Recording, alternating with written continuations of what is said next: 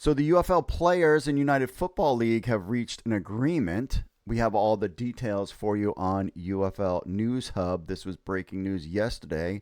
So both ESPN, which owns part of the UFL, and Sports Business Journal reported UFL players in the United Football League have reached a deal that is for the 2025 and 2026 season. While no official announcement has been made yet, I understand that the board of directors of the UFL needs to make the final approval, and that is coming soon. So per Sports Business Journal, according to the UFL player leadership, members will see their full season salary increase from $55,000 now to $62,000 and $62,005 this year, retroactive to the opening of camp, with another increase to $64,000 scheduled for the 2026 season. More than half of that initial $7,000 increase would be paid by eliminating a separate $4,000 housing stipend, which makes the immediate raise effective 5.1. So there's messing around with the numbers there.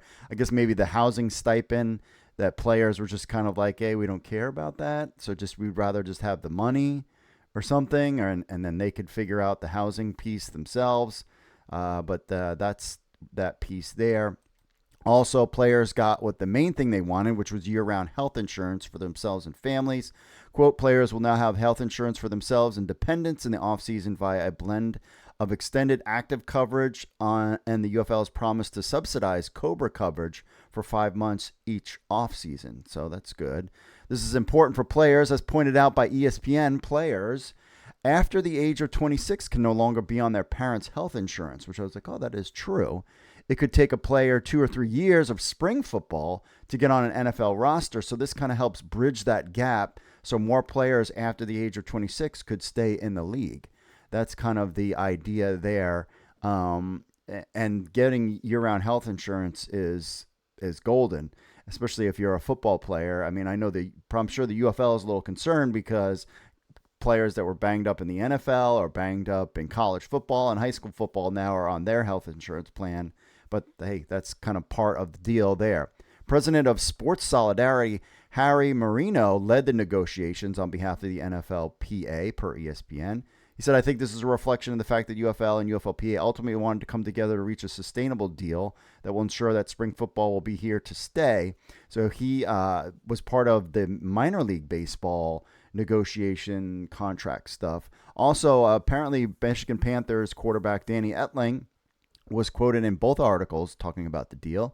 He says it's good not only for the league investors, but just for the league in general to have some stability. I agree with that. So then we're not in a negotiation next year trying to do the same thing and having to go through the season.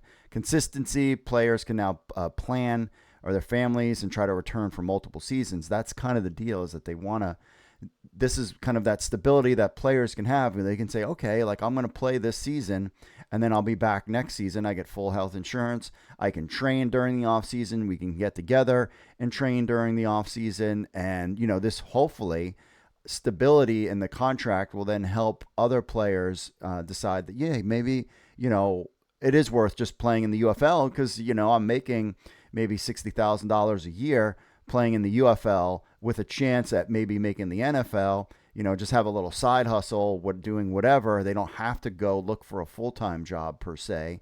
And then having to quit that job to go play in the UFL. They've got health insurance. They got a decent paycheck. They basically off season is about 5 months where they would have to figure out, to do other things, kind of in some respects like teachers, where they're kind of have that off season. And where teachers, but I mean, it's just a couple of weeks, but you kind of get the idea.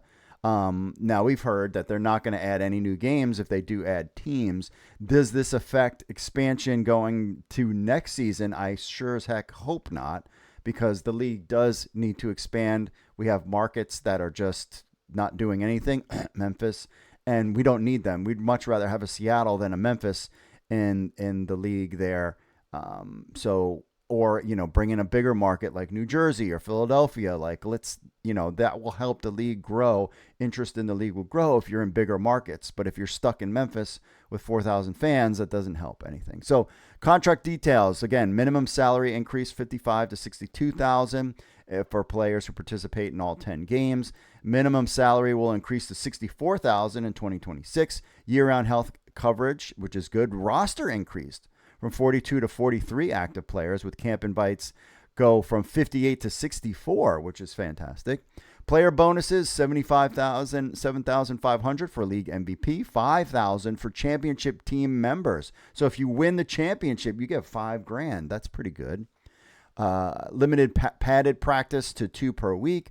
Formalized disciplinary process. So I think, players doing bad things, they're going to get fined or whatever. So that's kind of what the UFL, they kind of been able to get away with whatever. We never hear anything. 3 meals instead of 1 on game days. Okay. Guaranteed access to medical records. I'm not sure why that's put in there. Players' choice of cleats. That's very important, I guess. Maybe they didn't like the cleats that they had to get. Creation of a labor management committee meeting that will meet regularly. Will meet 3 times per year.